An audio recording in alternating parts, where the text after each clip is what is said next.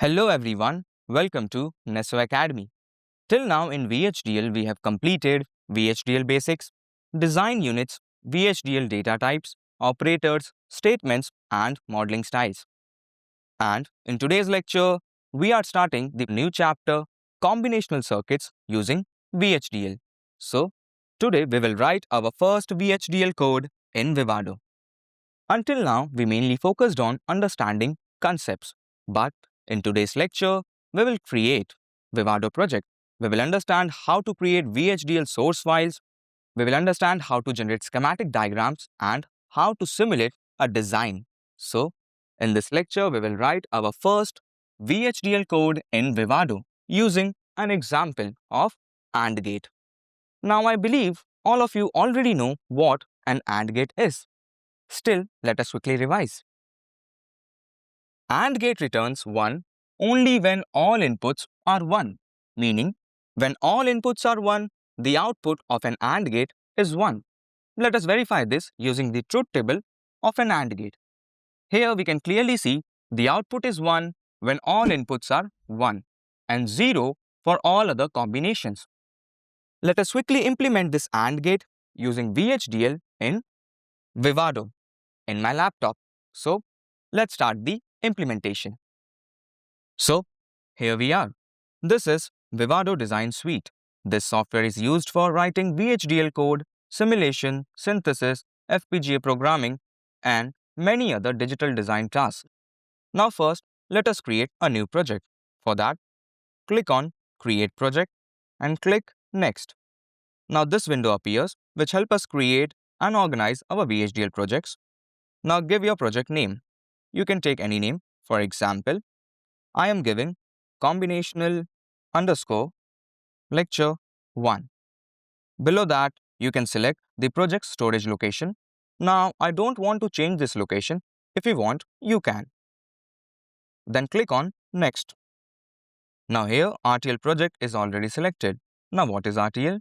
RTL means Register Transfer Level, where we describe the hardware behavior using VHDL or Verilog HDL languages.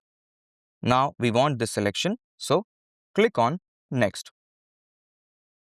Now Vivado will ask us to select boards or FPGA parts. Now what is board selection? Different FPGA development boards contain different FPGA chips. So, if we are implementing our design on real hardware, we can select the exact boards from here. But for learning VHDL coding, simulation and schematic generation, we do not need to select any specific board right now. So, we can simply select any compatible part or continue with the default selection. Click on Next button. Here, it is your project summary, name of your project, and the FPGA board that you have selected. Click on Finish. It will take some time, just wait. Now, this is our main Vivado dashboard. On the left side, we have Flow Navigator, which contains all major design steps. Example, add sources, simulation, RTL analysis, synthesis, implementation, and generate bitstream option. So, complete design flow. In the middle, we have source files where we perform simulations, schematics, and waveforms analysis. At the bottom, we have messages and reports window, which displays errors, warnings, compilation messages, which are really useful during debugging. On the right side, we have our project summary. Now we need to add a VHDL file source in order to write VHDL code. For that, click on Add Sources. Now here we have constraints, design source, and other simulation sources. Design source contains actual VHDL or Verilog design code, while constraints are useful during hardware implementation. So select Add or Create Design Sources and click on Next. Now we will create our file. Select the language VHDL because we are writing VHDL code and give your file name. Here I am giving AND gate underscore L1 means lecture 1. Click on OK and click on Finish. Now this window appears. Here we need to write entity name and architecture name. Example AND gate underscore L1. And architecture name, I will use data flow. Now don't worry, you can change these names in the code as well. In the bottom, we have input-output port definitions. Now what are ports? Ports are communication signals between external world and our VHDL module. In simple words, ports are input and output signals, so we need to define ports here. Now direction, which includes in. In means input signal, out means output signal, in-out means bidirectional signal. Overall, the signal that can do both, can send data and can receive data, usually used in buses. Now what is bus? Bus means multiple bits generated together. That is a vector. Now, you can define ports here or you can directly write them inside VHDL code manually as well. So, let us add inputs and output signals here. Now, we are coding for 2 input AND gate. For that, I need 2 inputs A and B and 1 output Y. So, let's define them. Here, I will write port name A, direction in means A as input signal, then second input B, direction in. Then I will write output name Y and change the direction from in to out. Now click on OK. Now the source file will appear inside this sources window.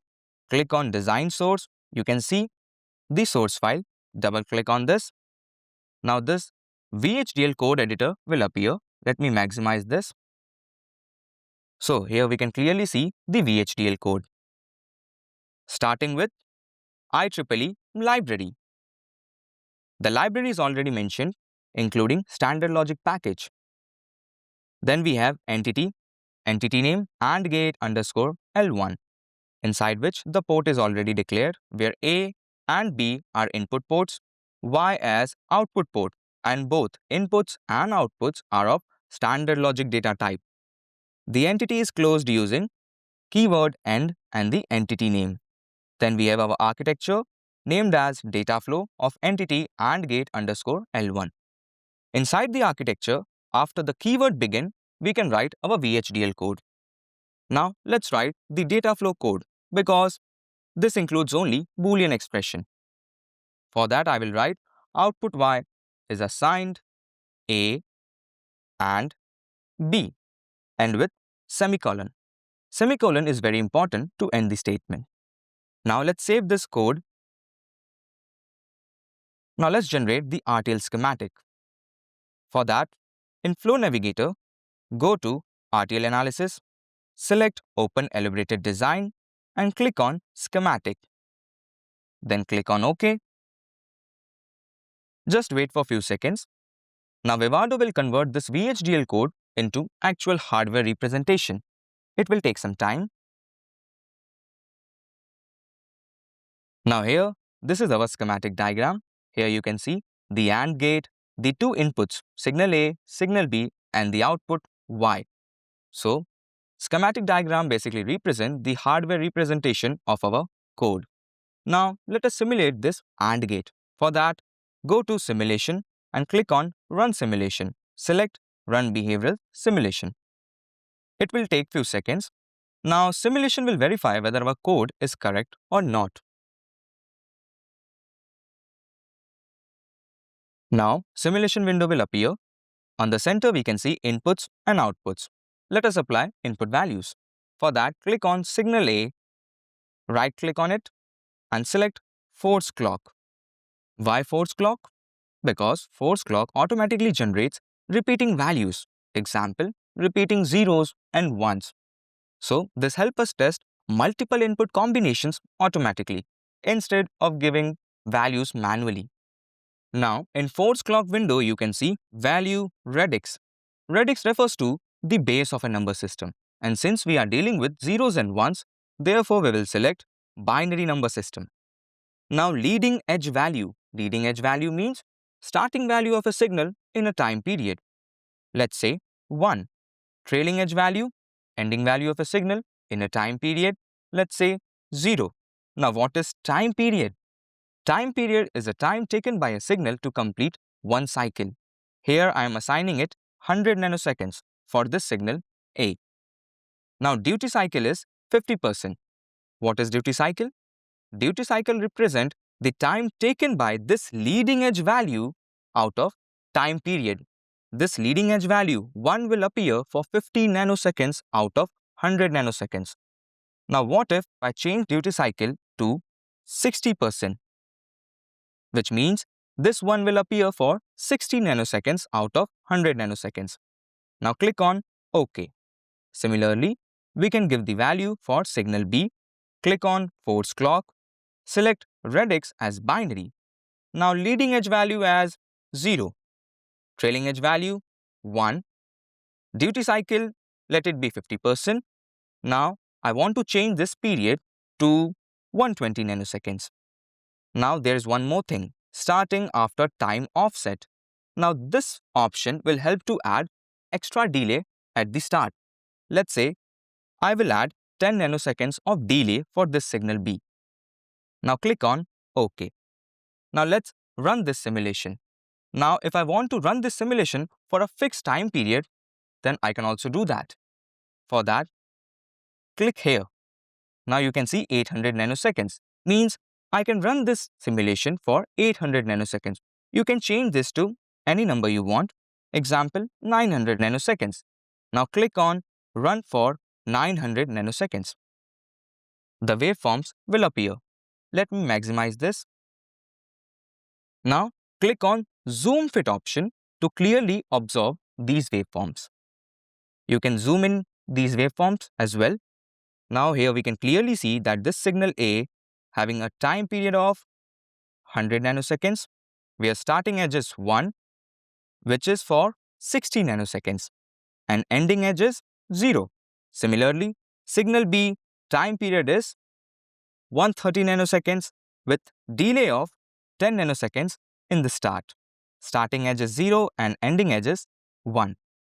Now here we can observe that if both signals A is equal to 1 and B is equal to 1, then the output is equal to 1 and 0 for all other combinations, which exactly matches the truth table of an AND gate. So simulation waveforms verify whether our code is correct or not.